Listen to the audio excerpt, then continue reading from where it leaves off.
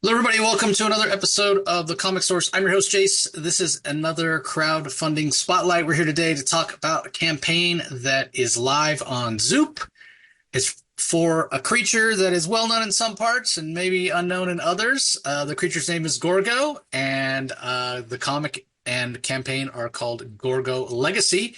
And I have one of the creators, Patrick McEvoy, joining me to tell us all about it. Patrick, thanks for taking the time. Hey, good to be here. Thank you. Good introduction. That pretty much sums it all up. Yeah, I mean, people are going to look at it. They're going to go, "Wait, Gorgon? You mean Gorgo? You mean Godzilla?" And not exactly. Not a, In the best vein of sort of B movies from the 50s and 60s, Gorgo is not as well known as Godzilla, but in a similar vein. So why don't you let our listeners know who Gorgo is and what this kind of return? It's Gorgo Legacy, so it's definitely Gorgo for a new generation. So what can you tell abs us? Absolutely. Well, Gorgo is a giant monster movie. They weren't calling them kaiju as a generic type back then yet. It's a movie from 1960. It was released in the U.S. in 61. So about 6 years after Godzilla. But it is from the tradition of probably, I'd say, the first real kaiju movie, Beast from 20,000 Fathoms, which was Harryhausen and a Ray Bradbury script. And that was a British production as well. And so by the time this came out, it was pretty well established genre that was growing in the early 60s. And there were a number of uh, films being made of various levels of quality. The best ones were coming, of course, out of Japan. Uh, but there were some really bad ones being made everywhere. But Gorgo actually had some quality. It had a really good creature design and a very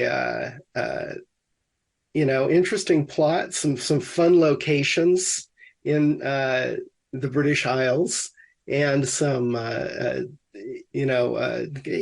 couple of very interesting plot twists. I don't know how much I should spoil for a movie that's older than all of us put together, but it follows in some respects, one could say, borrows heavily from King Kong, another early giant monster movie. But it takes a huge twist partway through when we learn that Gorgo isn't the giant monster of the film. Actually, his mother is much, much, much bigger. And so that was released to I don't know, various levels of acclaim, but it became much more beloved over the years as it was rerun on television for decades. One of those movies that probably cost nothing to run.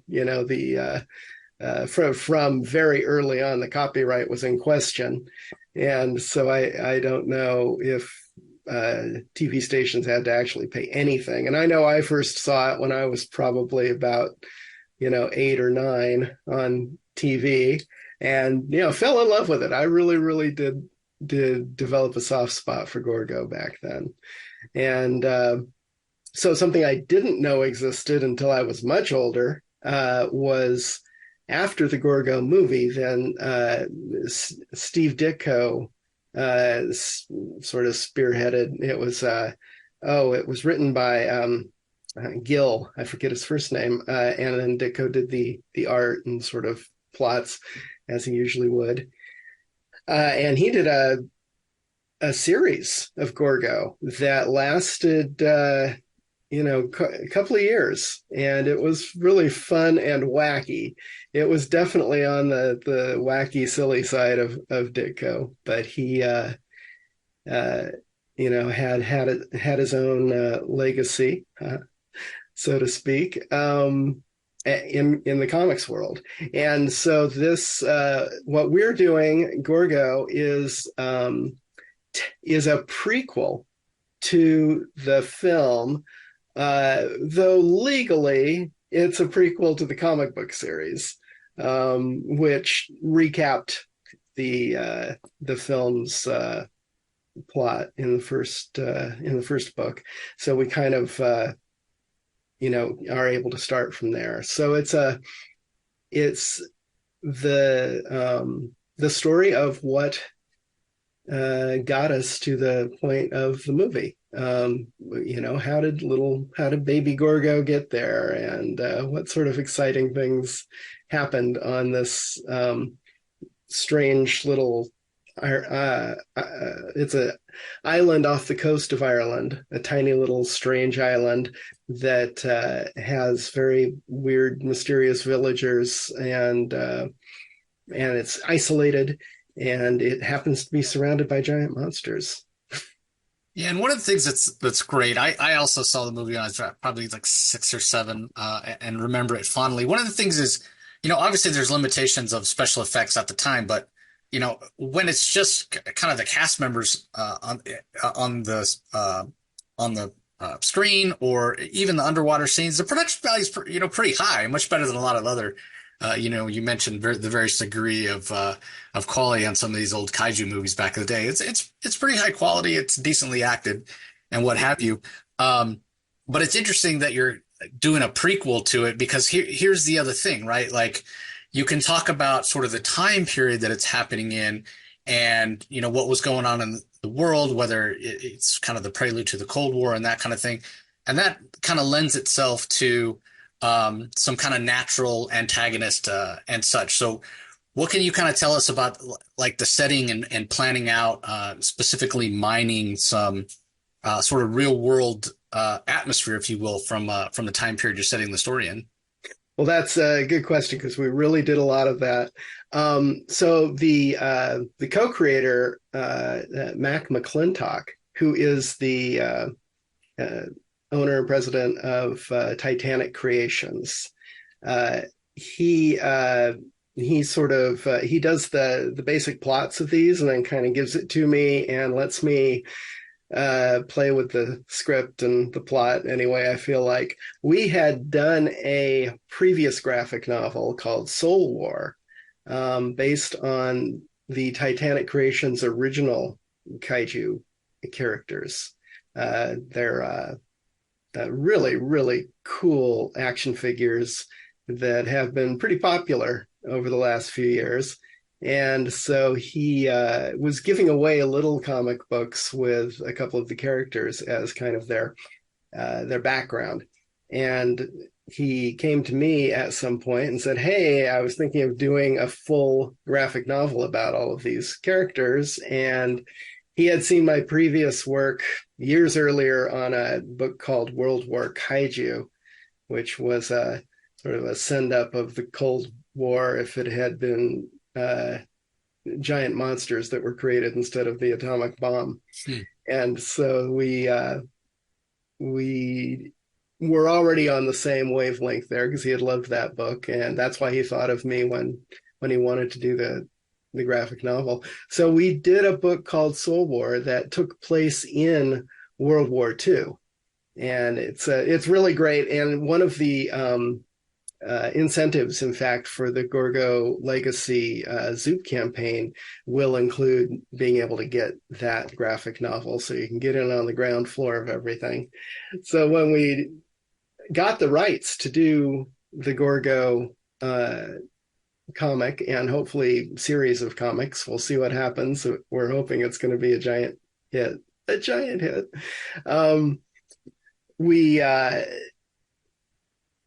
We knew early on that we wanted to make it in the same universe as our Soul War book. So this has characters, and we've set up the world from Soul War. We've set up to continue in Gorgo Legacy.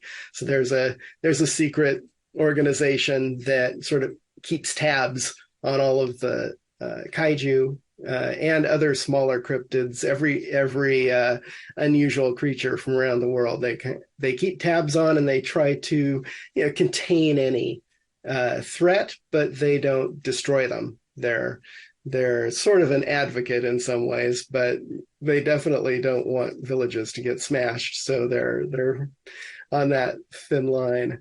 So we left that in World War II at the end of the Soul War story, and this is picking up about 7 years later in the early 50s.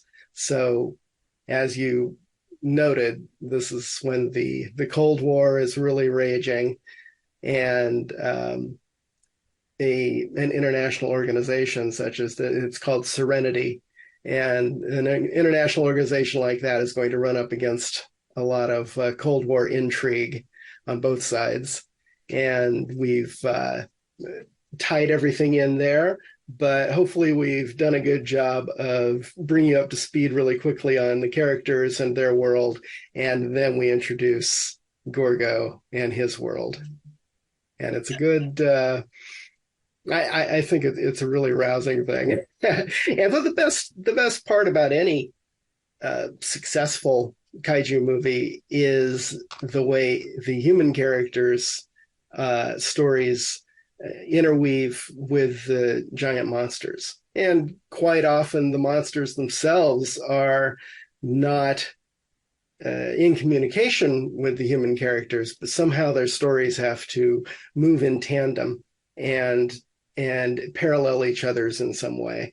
And so we've tried to do that as best as we could. I think we did a great job. And we've introduced some new characters that'll go forward from the Soviet side of things. And I wanted to make very careful to make the Soviets not mustache twirling villains as they would have been in a movie from that era or a Marvel comic book from that era.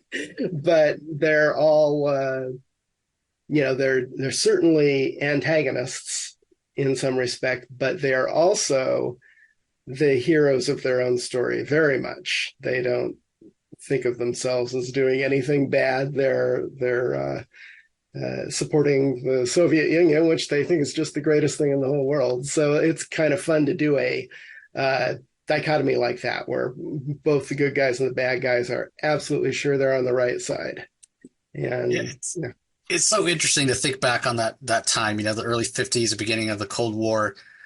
We look at it, back now as a more innocent time.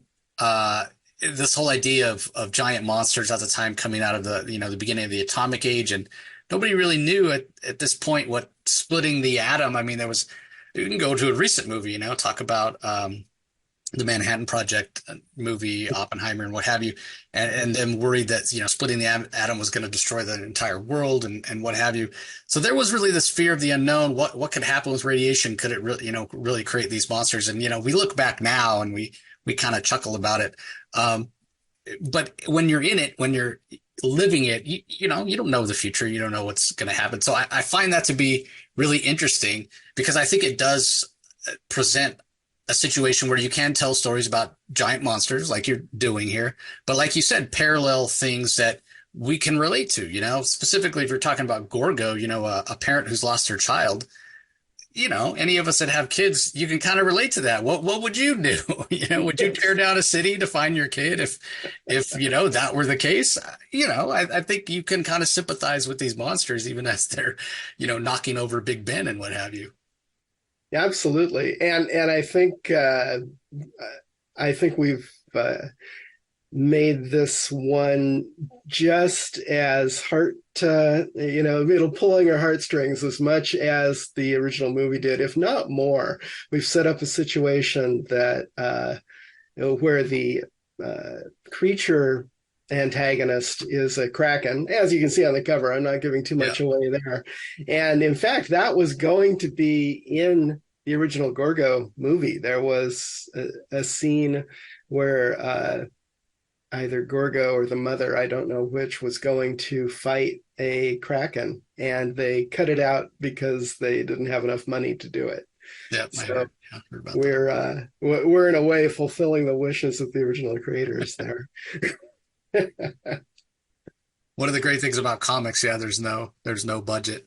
Yeah, of course you've seen that famous strip where the writer says, "Yeah, it's easy. We can do anything we want. We can have a million spaceships and 1,000 people fighting." And then the artist says, "I'm going to kill you." Yeah, exactly, exactly.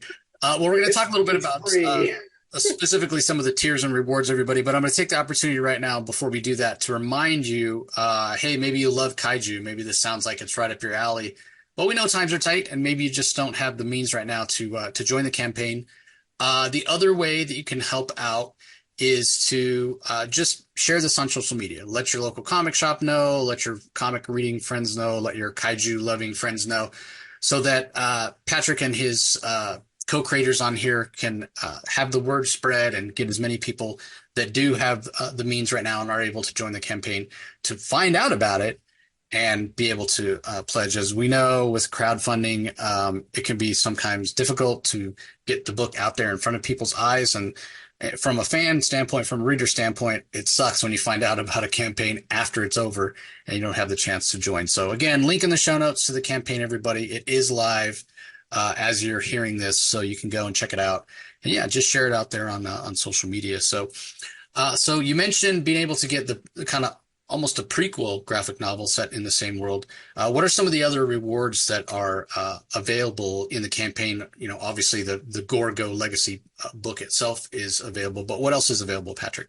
I'm going to have to let you see a little bit behind the curtain here and let you know that I was supposed to have a pre-meeting about all of the things that are going to be available, and that meeting never happened. So I'm going to be surprised as you are tomorrow. No, I'm hopefully not.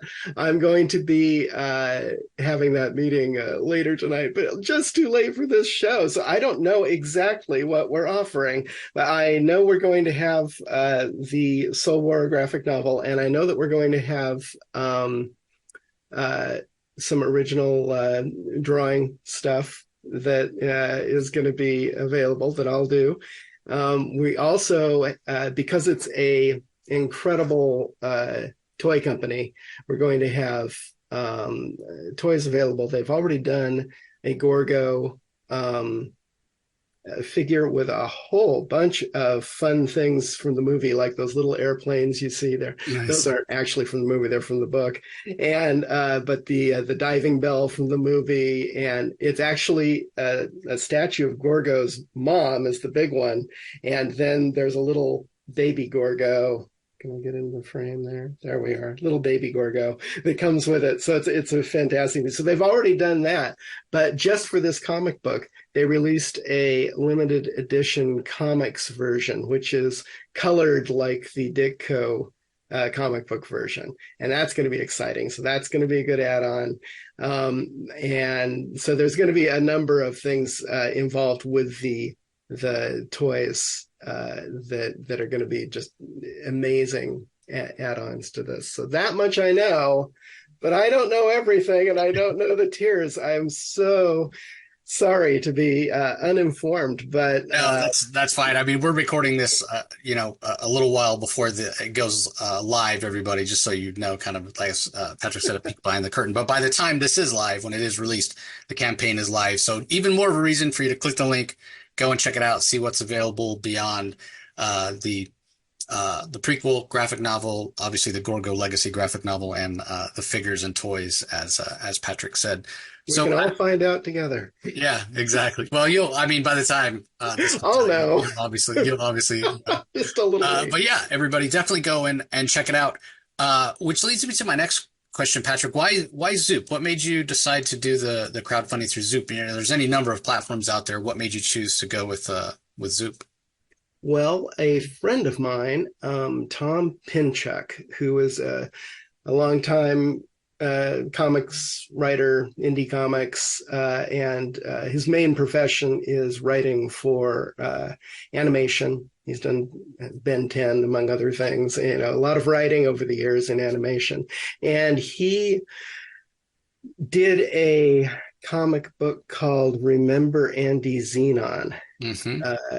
And he decided to do it through Zoop. He'd looked around and, figured out the best places to go.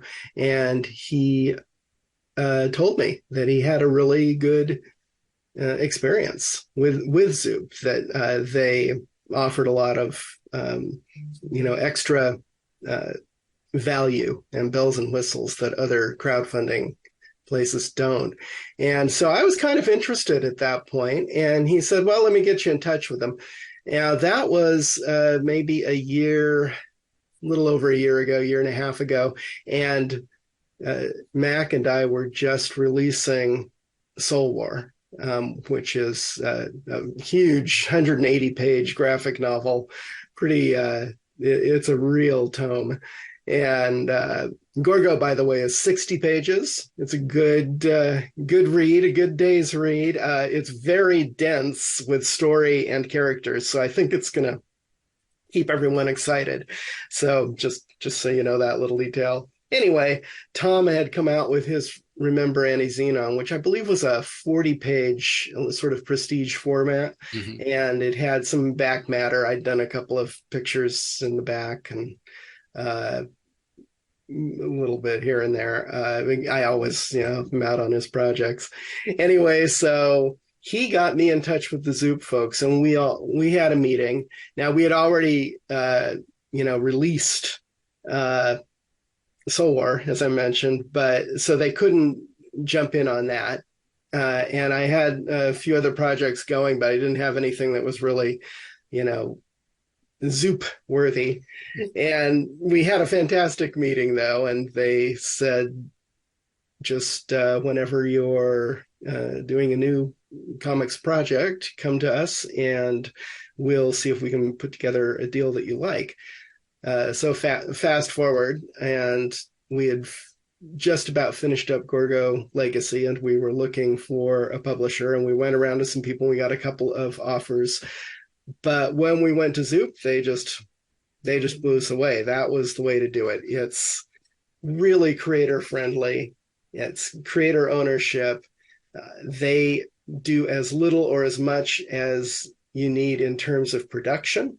And last time we had taken care of the graphic design and releasing it and distributing it all ourselves. But Zoop offers that as a really not very expensive option to just do for the creator. And Zoop is a crowdfunding platform that only does comic books, and they have a lot of a publicity apparatus in place, and they're able to do things that a company like the Kickstarter or BackerKit is doing campaigns now, actually, which is kind of interesting. But other companies, they can't really cater to a comic book audience like Zoop can, right. And they can't. Nobody adds on this value added stuff like printing and distributing and doing publicity for such a really, really good deal. So once we talked to them, it was kind of game over. We said, okay, we're going to go through Zoop and save ourselves the problem. We could just draw pictures and write words and let them take care of the rest. Yeah, especially when it comes to packing and shipping, and you don't need to be spending your time doing that. We, as fans, as a comic book reader, I want you creating stories, not spending your time, taking up cardboard boxes. So, yeah, but I remember, Annie Xenon, Tom Kitt was on the show to promote that way back when. God, great. Yeah, okay. so long ago. So funny that you mentioned him. So, so best of luck with the campaign. Obviously, everybody, we don't have all the details as we're talking because this is coming out ahead of time. And also, I can't tell you how far it's already gone in the first few hours that it's been live. But hopefully, it's had a good launch and it's going to meet its goal. So wish you the best of luck, Patrick. As we're winding down here, any last thoughts for our audience? I really am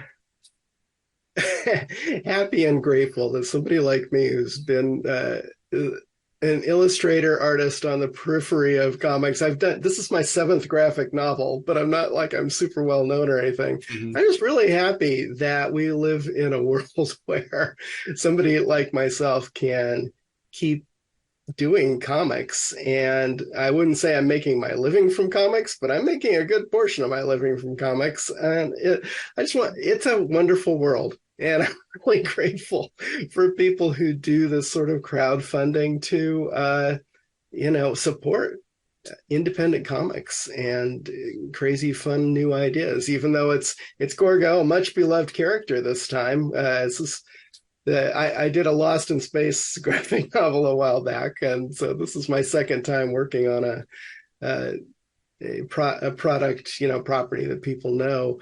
But I don't know. It's wonderful to have this opportunity and to be working in a medium that I love. So thanks everybody ahead of time for stopping by and taking a look at what we've got. Yeah, it's an excellent point. It's never been easier to get your work out there. And to your point, and to what I was saying earlier, everybody, make sure you share this out there in social media. Gorgo does have a following. It's got this cult following, especially for an older generation. As much as I hate to admit, Patrick and I are part of that older generation. There's people that could be out there that watched it as a kid, like we did, and loved it. And maybe they're not necessarily comic readers, but they could see it on your social media. And who knows where that might lead them down the path of discovering a love of comics. At the very least, they'll have a chance to pick up Gorgo Legacy and enjoy an afternoon checking it out. So again, everybody, we just ask, share it on social media. Let your comic shop know. Let your friends know. Let's get out there and spread the word. So again, Patrick, best of luck with the campaign. Thanks so much for joining me. Really appreciate it. Thank you. It's been a great time. And to all you listeners, want to thank you for joining as always. We appreciate the support, and we'll talk to you next time.